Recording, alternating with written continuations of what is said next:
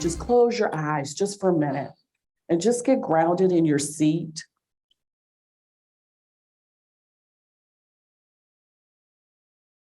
And if you like, just kind of put one hand over your heart and your other hand over that hand. And just kind of hold it there and just breathe for a few seconds.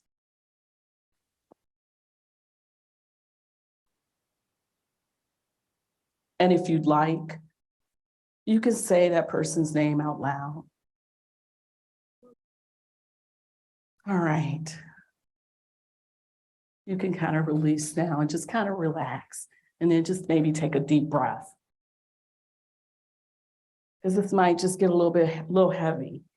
And we talked about, my presentation was going to be transitioning gracefully. But as I started to kind of put this together, I kind of thought, wow, there's grief and loss in that, but is it grace? It's kind of messy. And that's what I hear a lot from the clients that I see that come into my practice. One of the things that I'm going to also ask you to keep in mind, there's a few things I'm going to ask you to remember. Michelle talked about trauma. And, she so beautifully, and all the information she gave. One of the things I'd like for you to remember is that not all grief has trauma, but all trauma has grief. And so with that being said, you can imagine, when she talked about PTSD among veterans and among anyone who struggles with PTSD, there's that grief that they're also experiencing. Grief is love. And if you love, you're going to grieve. It's the circle of life, really, right? We recognize that. When I first came into private practice 2 years ago, so I came in right during the pandemic, mostly what I was seeing, a lot of people were coming in because they were experiencing a lot of grief from the pandemic, the mass shootings, the natural disasters, and I just put, war, because that's just another thing that we can have collective grief.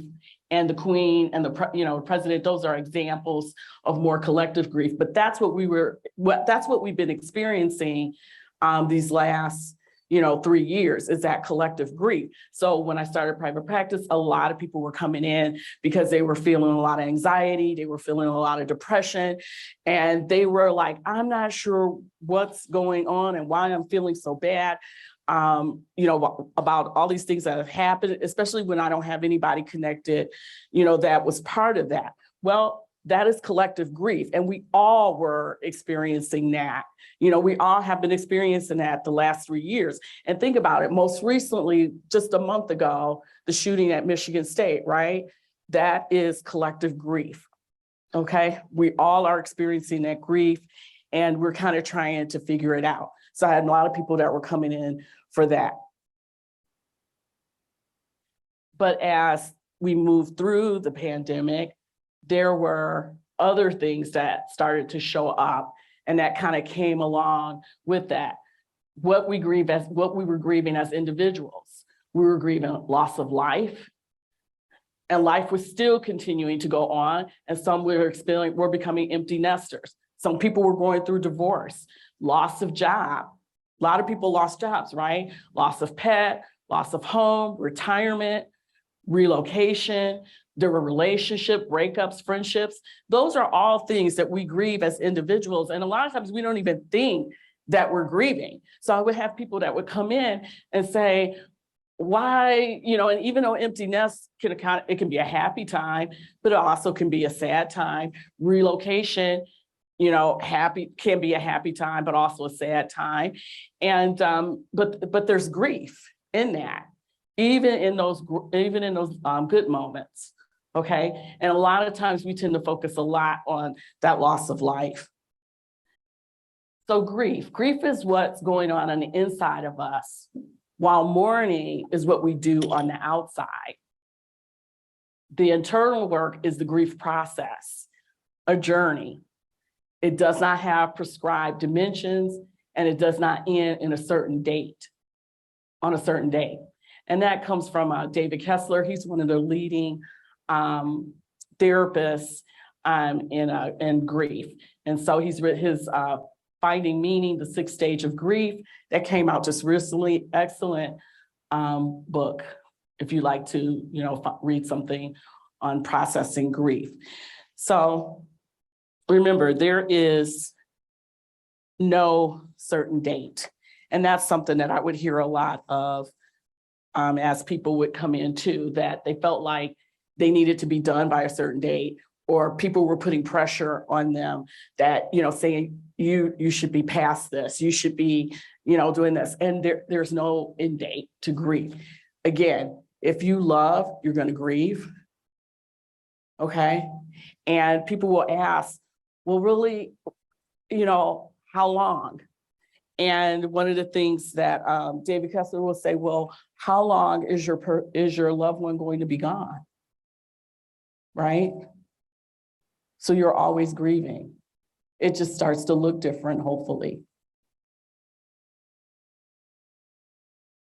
The types of grief. How many people knew there were different types of grief? There's delayed grief, disenfranchised grief, ambiguous grief, inconclusive grief, complicated, traumatic, mass, anticipatory grief, cumulative, and secondary loss. Delayed grief is grief that we don't feel in the moment because it's not safe or we're in survival mode. Disenfranchised grief is any grief we judge or we minimize. Ambiguous grief, grief that's hard to see. And inconclusive grief, there's nobody to grieve. There's nobody to grieve. That tends to breed like conspiracy theories. Complicated, when painful emotions of loss don't improve with time, they are so severe that you start having trouble carrying on with life, with your life. I talked about collective and public. Traumatic combines trauma and bereavement of grief responses. There's mass grief, grief that is presented in another way, and the resulting feeling is actually a response to grief. Anticipatory grief is grief that comes before a death. Cumulative, when someone experiences multiple losses during a short period, or unintended grief that builds up. And then there's secondary loss, and that's all the other losses that accompany grief in addition to the primary emotional response. Everybody's grief is unique. I thought this was a great example. I recently lost my best friend of over 45 years. We've been friends since teenagers. And there's a picture of myself and, the other ladies that are there that, we had all very tight bond and, very good friends. But all of our grief, we're different, right? Everybody grieves different because we're all unique. And it was really interesting how we sat around, as we sat around and we talked and, text each other, back and forth, everybody had a different, had a different, of course, a feeling, a different thought, how they were grieving, what they were doing. And so I want to remind you and say to you, and remember that your grief is unique. And how we grieve is based on religion, culture, and experience. We all lost the same person, right? But our grief is different. Some of us are going to move through it, quickly. And that's okay. And some of us are going to stay in it for a little bit. And that's okay. One of my clients recently came in, and she was talking to me that she's struggling with her daughter's choices. Her daughter struggles with, has mental health issues, and she's been in and out of prison, and she's been going through that since she was a teenager. She also has some issues with drugs. And one of the things that she said to me, and I kind of found myself feeling the same thing about my friend, she said, I found myself grieving what could have been. Her daughter was brilliant, very smart girl, was doing, really well until she started to really struggle. And, what this client was saying to me, I saw her being homecoming queen. I saw her getting all the scholarships. I saw her going, that's what I saw in my mind. And now those things most likely are not going to happen for her. So we even grieve what could have been. Okay. And I found that same thing with my friend just recently. I so much saw us partying and turning 60 together. That was the next milestone for us. We'd been together since we were 14. So that was, yeah. Just like we partied for the 50th, for the 55th, 60 was next, right? And man, it was going to be a party. I'm going to go back one more slide. Okay. So most of us are all familiar, if you're not, we automatically think when we think of grief, just on a basis, the 5 stages of grief, right? How many have heard of the 5 stages of grief? Okay. Denial, anger, bargaining, depression, acceptance. David Kessler added a 6th one, the meaning. It's what you do after the loss and moving forward. Okay. But there is so much more to that. And it's not in any order. And most likely you're going to feel all of that. Because if you love, you're going to grieve. And it's all normal. The denial, the anger, all of that. No particular order. It's not linear. This is just a framework. There's so much more. Why am I not feeling better? Shouldn't I be moving on? Client who lost her mother during the pandemic. She came in to see me a month or 2 after her mom passed. She was feeling the pressure from other people. And I could hear she was driving.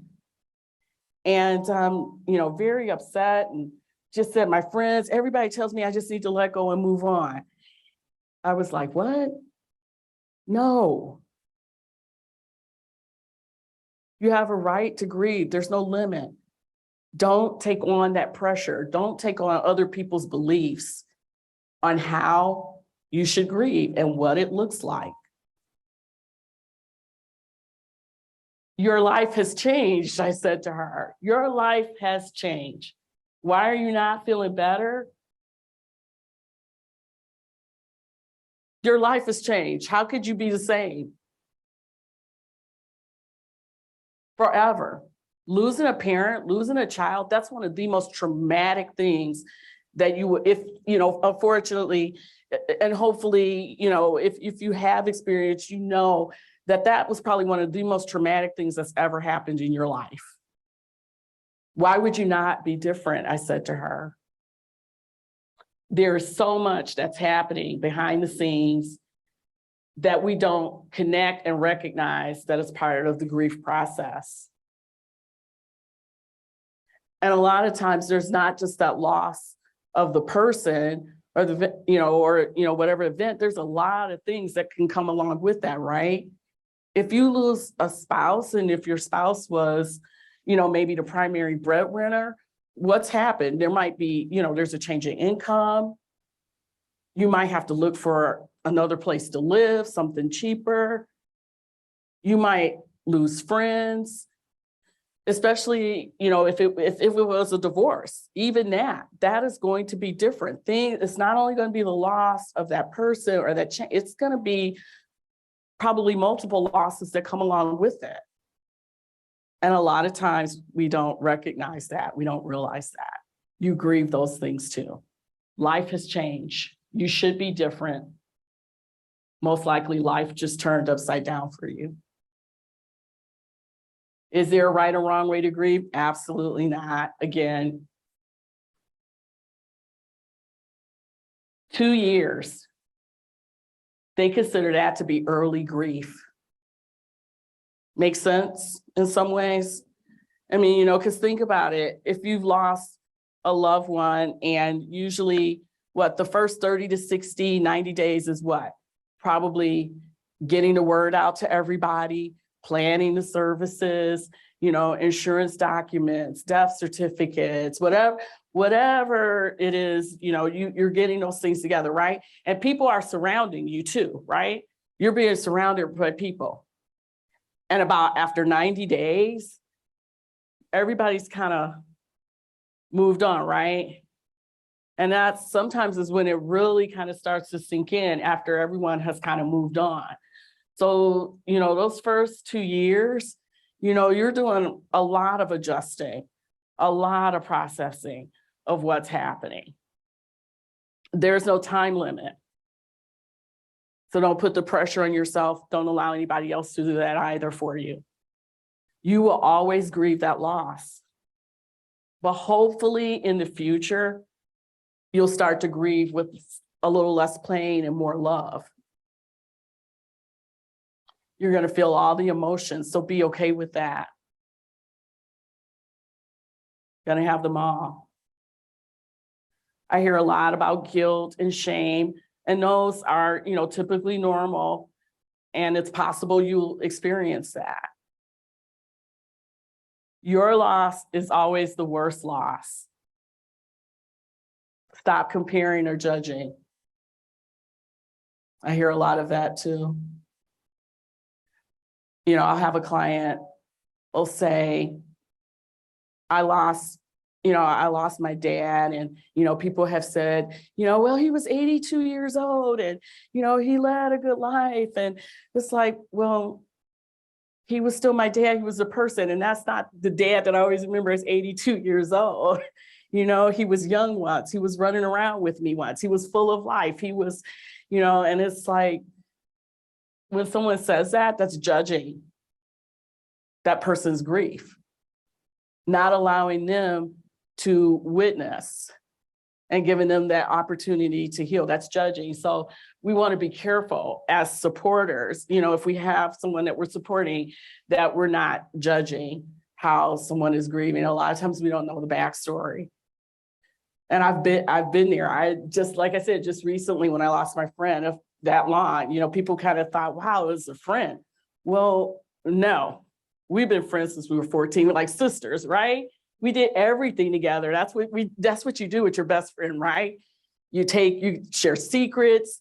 You know, the plan is you take that best friend oath, taking those secrets to the grave, right? Nobody knows the stuff. And I look and I was like, oh my God, you know what? I don't know if I would have survived high school without her. And she felt the same way, you know? So it's like all those things that people, they don't know that. You know, when you look back at her picture, her mom made all of our wedding dresses, our prom dresses, our bridesmaids dresses. People don't know those things, but they're judging the grief, right? Because it's just a friend. And families look different now too, right? It's not always a blood connection, right? They can be friends, you know, that are your family. So let's be careful. And, you know, same, you know, whatever the loss is, let's be careful before we judge or compare. You know, if you've experienced a loss, it can be very tiring, right? Because you're having all the feelings and emotions. And maybe you're even starting to isolate a little bit. And your heart is broken. And we tend to carry grief in our bodies too. We carry grief in our bodies, just like we have, you know, the physical illnesses, you know, a lot, mental health, anxiety, depression, all those things we carry in our body. I just read an article recently about the brain, a neuroscience article. And so again, you know, the grief is in the heart, you know, but guess where else? Here, right here. And so the article talked about, it was an article in Psychology Today that talks about how when there's a loss, your brain has to totally rewire and adjust to that loss, because your brain has these expectations, right? You've been married for 25 years and you divorce, or the person passes away, right? There are certain habits, right? there's certain behaviors, there's certain things routines, right? Your brain is wired for all of those things. Your brain is wired for that spouse to walk through the door every day at 5 o'clock. You've got dinner on the table. Your brain is wired for that kiss goodnight. Your brain is wired for that snuggle at night. Your brain is wired for all of that. It's imprinted. All those things are imprinted in your brain during that relationship. And so when that person passes away, it can stop, especially it's abrupt, unexpected. Your brain has to adjust, and that can be exhausting, right? Along with the heartbreak. So grief can be so exhausting. So witnessing grief. That is probably the key, and that's a huge part of processing grief and loss, is that witnessing. And that witnessing is acknowledging that loss, being okay with those emotions and those feelings, knowing that you're not doing it wrong or right, knowing that there's not a limit, or time at the end of it. Also maybe also too, knowing that most of our feelings, when you think about the things that have happened and you think of the feelings and emotions that you've experienced with different events in your life, most of those emotions and feelings are not permanent, are they? No feeling is kind of ever permanent. It's giving yourself that permission to grieve. So it's important to witness that grief. And if you're someone that's supporting someone that is experiencing grief, your job is to just listen, not to try to fix, not to judge, not to compare, just allow that person to be heard, because that's mainly what people are looking for, right? To be heard. On the Facebook, when you see Facebook, when you see Instagram, right? You see people, happy heavenly anniversary, happy heavenly birthday, happily. Those are all kind of instances of people witnessing their grief. And, people go, they give the hug sign or, I feel you, right? That's affirming that person and letting them know that you see them. That's them being okay witnessing their grief.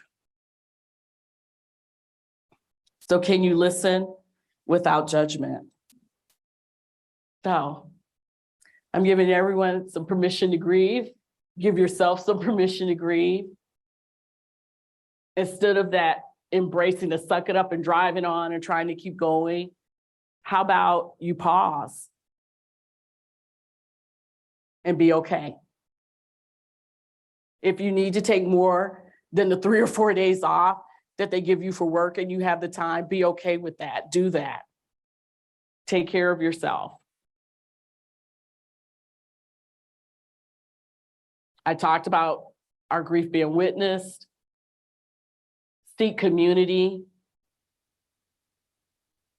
and those who are serving and helping, therapists, support groups.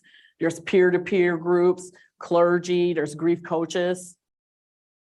Spend time in nature.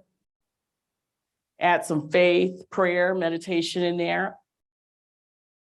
Can't say it enough. No wrong or right way to grieve. Do some journaling. It's okay to say no. If you have a lot of stuff that's going on, don't feel bad and, about saying no. Hey, I can't do this for a little while. I'm going to step back away from this activity for a minute.